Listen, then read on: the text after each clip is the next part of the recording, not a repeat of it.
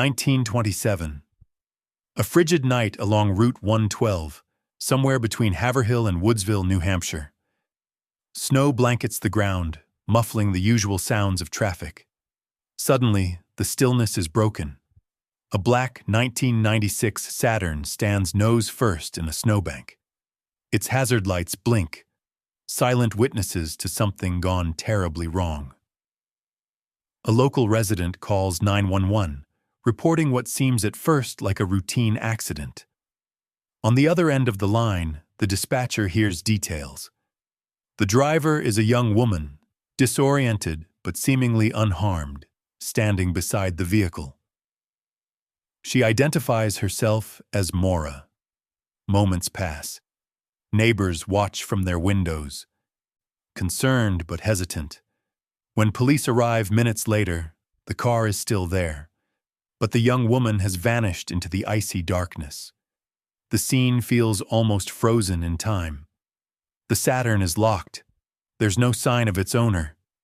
No footprints easily visible in the snow. No immediate clue as to where Maura could have gone. Authorities quickly classify the case as a suspicious disappearance. But what really happened on that lonely stretch of highway? Was this a simple accident? Or did something much more sinister occur in those few crucial minutes? If it was a crime, who could have acted so quickly, so quietly? From the very first moments, the case of Maura Murray's disappearance becomes more than just another entry in the logbooks. It's a mystery that will haunt New Hampshire for decades to come, raising far more questions than answers. And as investigators soon discover, the story leading up to that night is just as enigmatic as the scene they found beside the snowy road. Portrait and journey, the hours before it all changed. To understand the mystery of Maura Murray's disappearance, we have to rewind. Just a few hours before that Saturn was found on the side of Route 112.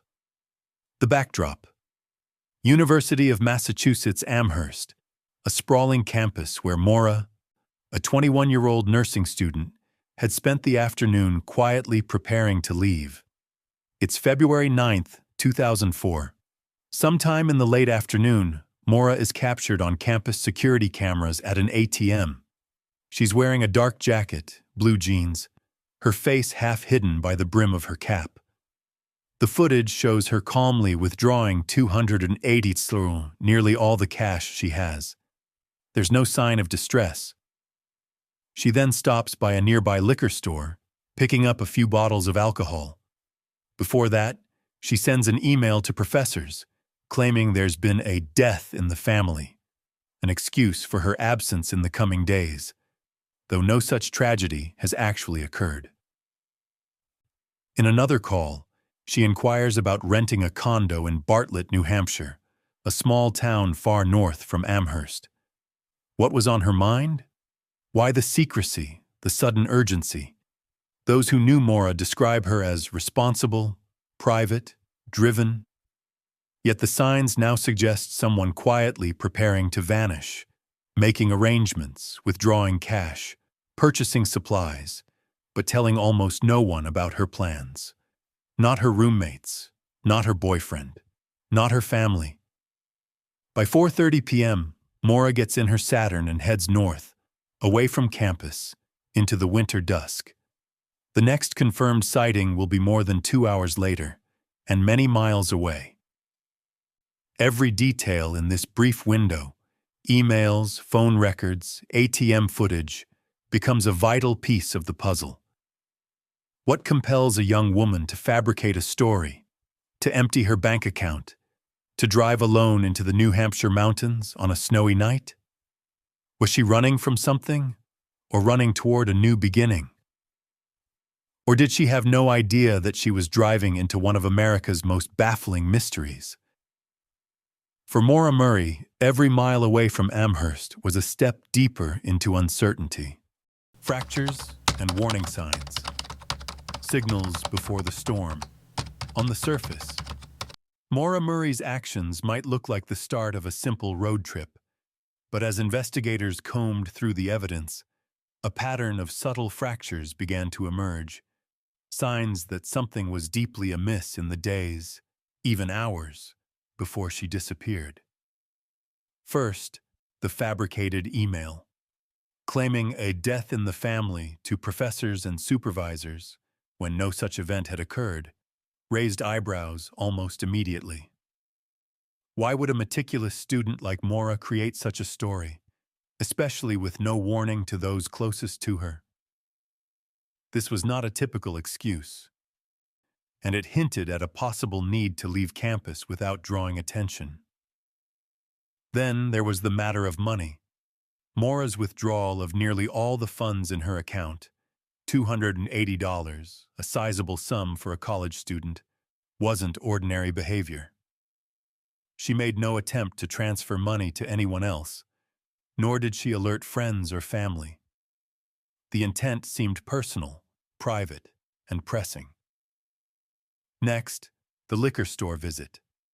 Receipts confirmed the purchase of multiple bottles, wine, vodka, and other alcohol, on her way out of town.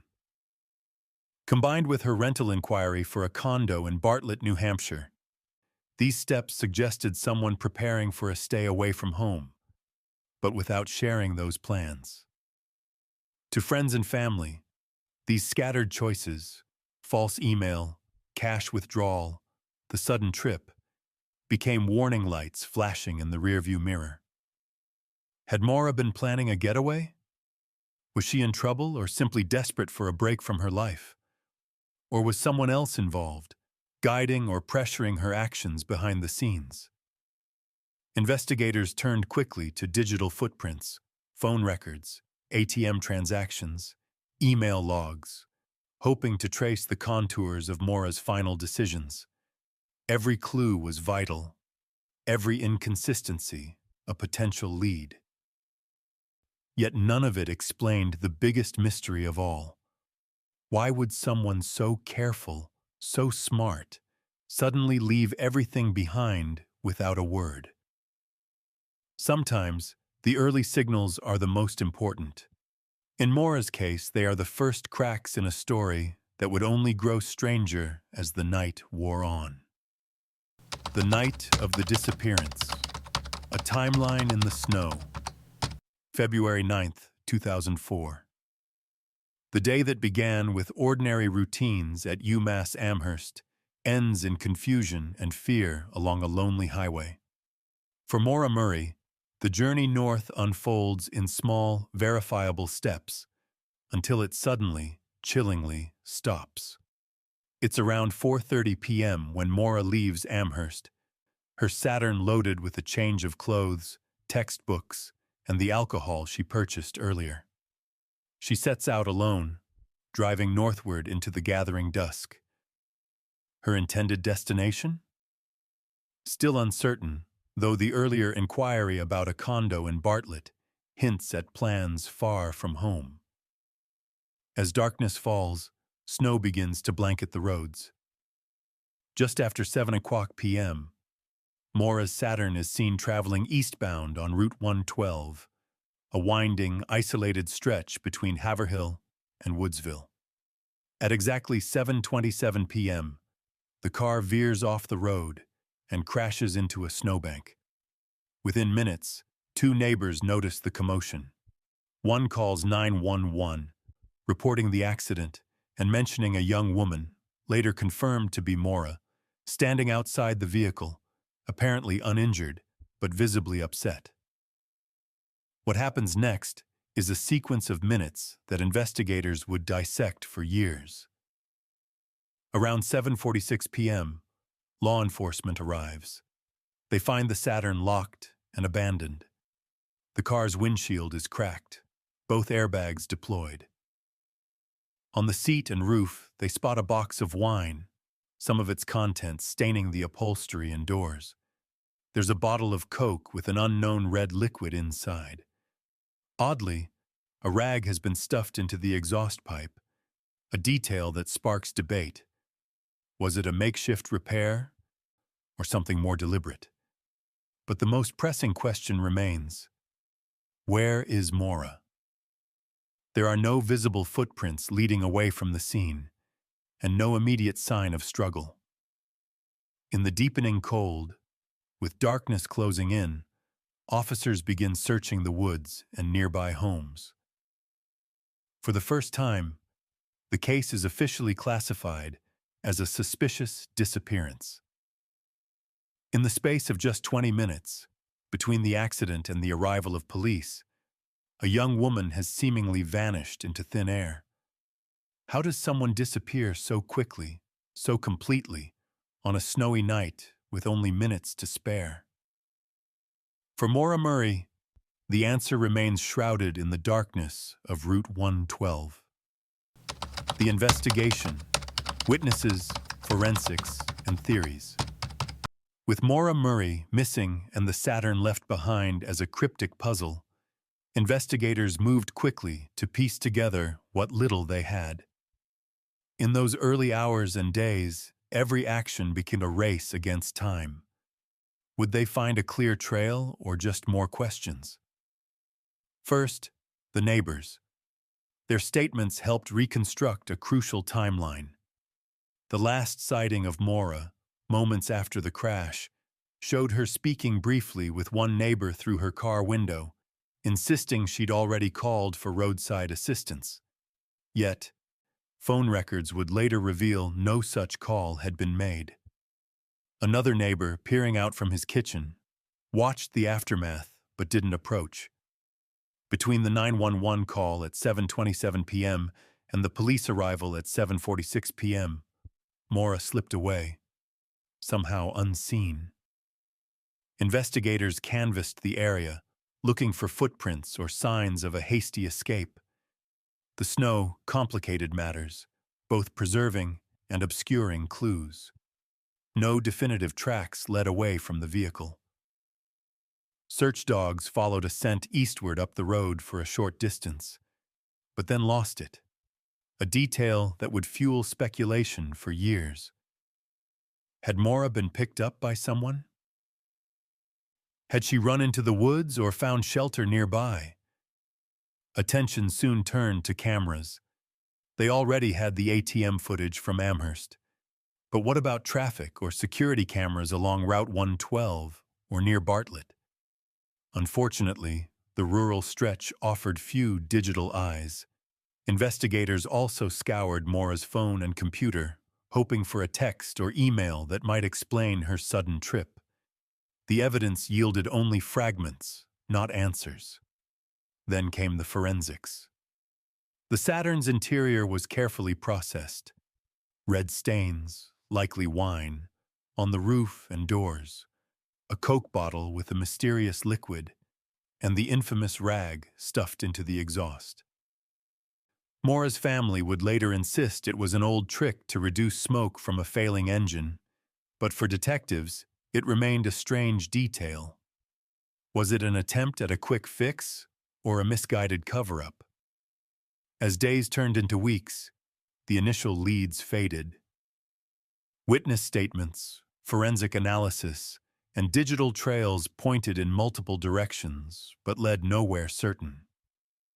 Investigators were left to wrestle with a haunting question.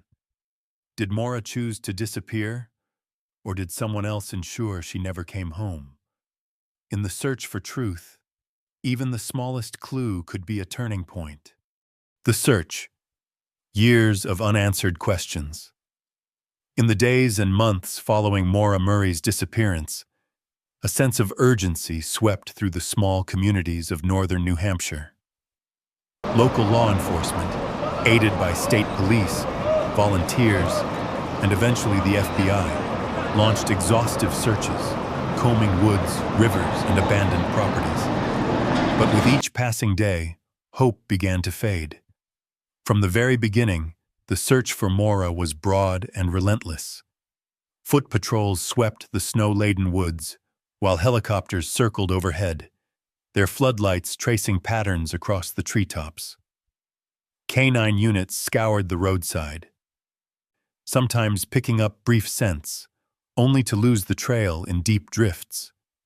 Police followed up every tip, no matter how unlikely.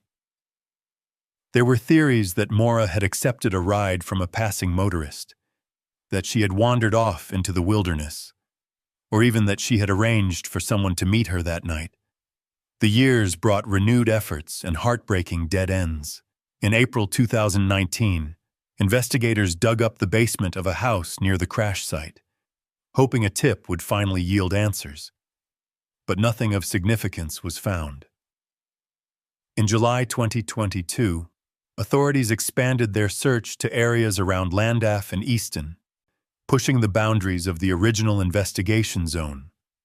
Still, Maura remained missing. In November 2021, a bone fragment discovered at Loon Mountain was tested, only to be ruled out as unrelated. As the years passed, Maura's case became part of the FBI's VICAP database, ensuring her story would not be forgotten. In 2024, authorities released an age-progressed image of Maura at 41, reigniting appeals for information from the public. But even with modern tools, the trail seemed to grow colder. For Maura's family, each search brought a mix of hope and heartbreak. For investigators, the passage of time only underscored the difficulty of cases like this.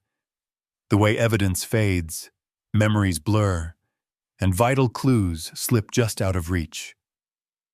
In the mountains of New Hampshire, Maura's absence became an unhealed wound, one that decades later still aches for answers.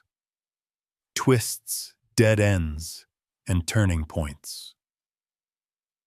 As the years wore on, the Maura Murray case saw moments of renewed hope, and just as often, crushing disappointment. Each supposed breakthrough, each promising clue, seemed to circle back to the same haunting unknown.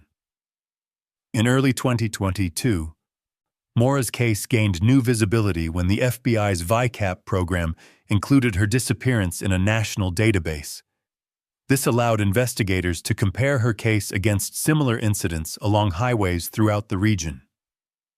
Did Maura fall victim to a serial offender? Or could her disappearance be a one-of-a-kind tragedy, unique in its mystery?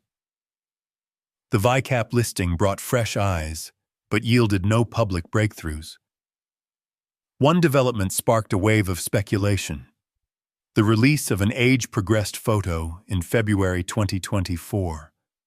For the first time, the public saw what Maura might look like at age 41. The image prompted tips and calls, but none led to a verified sighting. The photo, like the case, became a symbol, an unfinished story suspended in time. Other twists took investigators down frustrating dead ends. In 2019, a basement near the crash site was excavated after an anonymous tip, but no evidence connected to Maura emerged.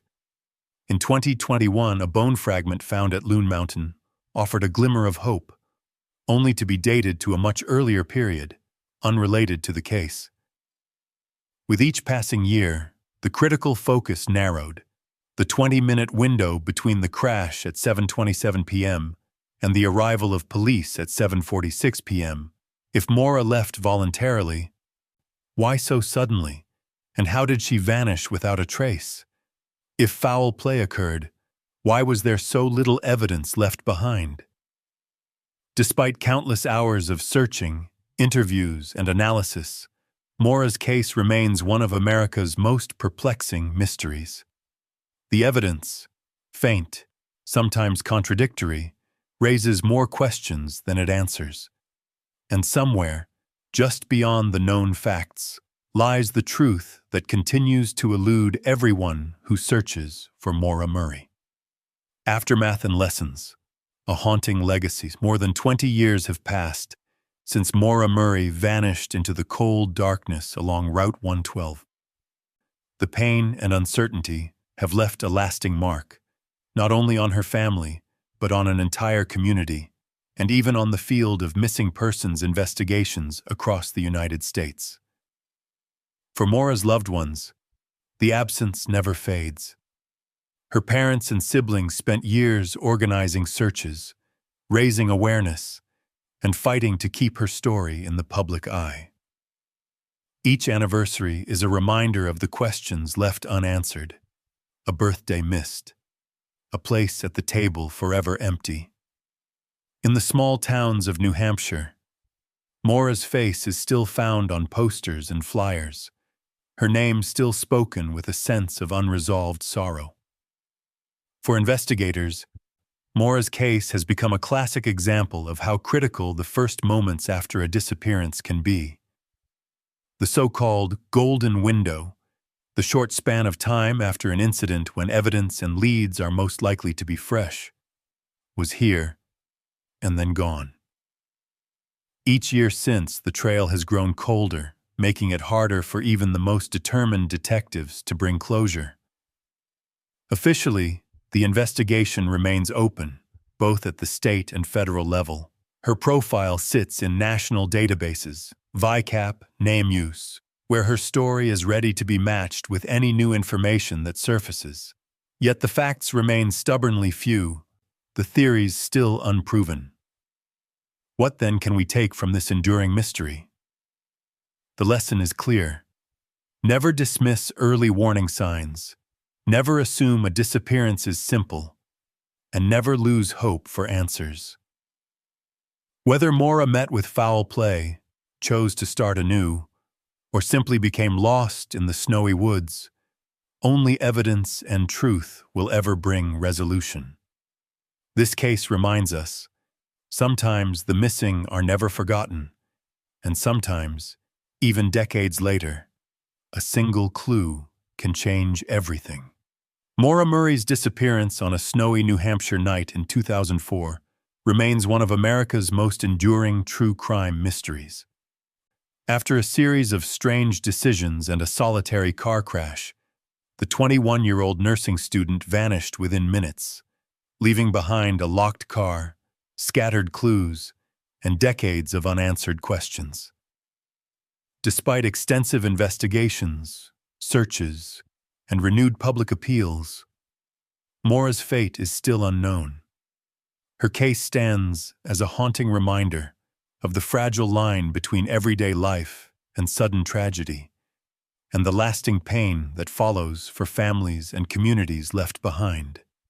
If you found this case compelling, please like, share, and subscribe to our channel for more unsolved mysteries.